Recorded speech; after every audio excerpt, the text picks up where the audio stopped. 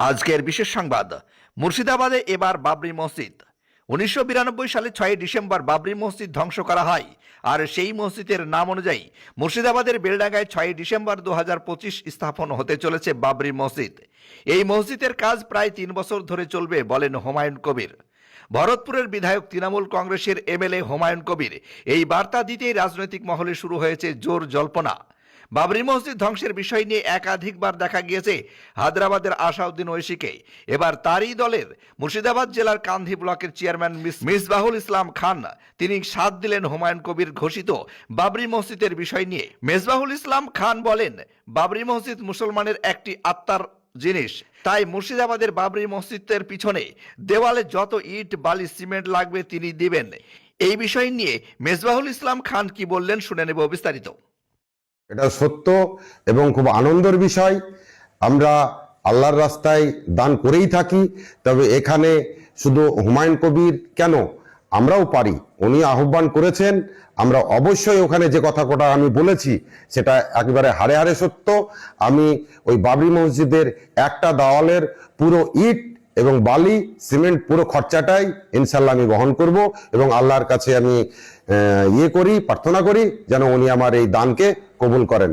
বাবরি মসজিদ নিয়ে রাজ্যে একেবারে রাজ্য রাজনীতিতে একটা উত্তাল ব্যাপার আছে এবং তারপরেও এই ঘটনাটা সম্মুখে আসার পরে কিন্তু হুমকির সম্মুখীন হয়েছে। এই বিষয় নিয়ে কি বলবেন?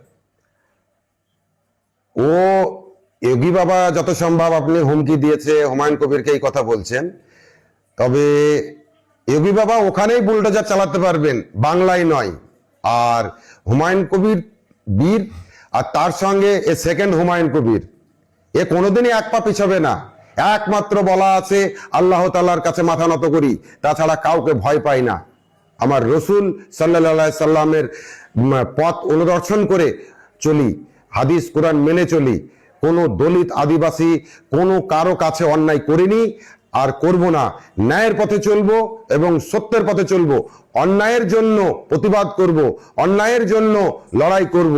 এ লড়াই মৃত্যু শেষ পর্যন্ত চলবে ইনশাল্লাহ। দেখুন, ভারতবর্ষে বাবরি মসজিদ একটা রাজনীতির বিষয় ছিল।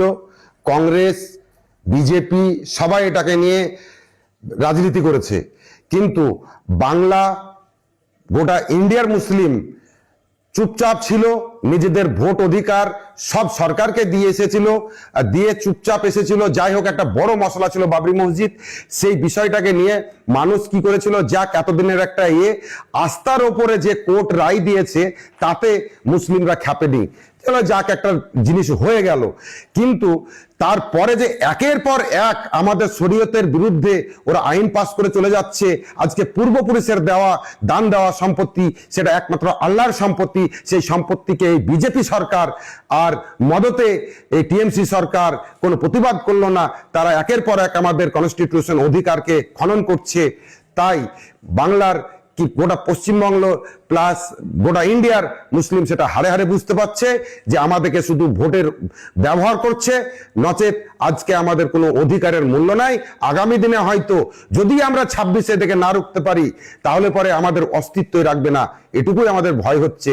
তাই আমরা এবার AIMIM ব্যারিস্টার আসাউদ্দিন সাহেবের দলকে বেছে নিয়েছি, বাংলার মুসলিমরাও বেছে নিয়েছে, দলিত আদিবাসী সবাই আসাউদ্দিন সাহেবকে ভরসা করছে। ইনশাল্লাহ আগামী 26-এ দেখিয়ে দেবে এবং দুর্নীতি মুক্ত সমাজ আমরা গড়ব। আমার নাম মেজবাহুল ইসলাম খান, মিম পার্টির কান্দি ব্লকের চেয়ারম্যান। আপনার বাড়ি বা ব্যবসা প্রতিষ্ঠানকে মনোমুগ্ধ করে সাজাতে আজই আসুন অঞ্জলি হার্ডওয়্যারে। এখানে নামি দামি কোম্পানি টাইলস, মার্বেল ও গিজার শাওয়ার ও স্যানিটারি পণ্যগুলি ন্যায্য দামে পাওয়া যায়। ঠিকানা হরিহরপাড়া পার হাউসের নিকট মুর্শিদাবাদ।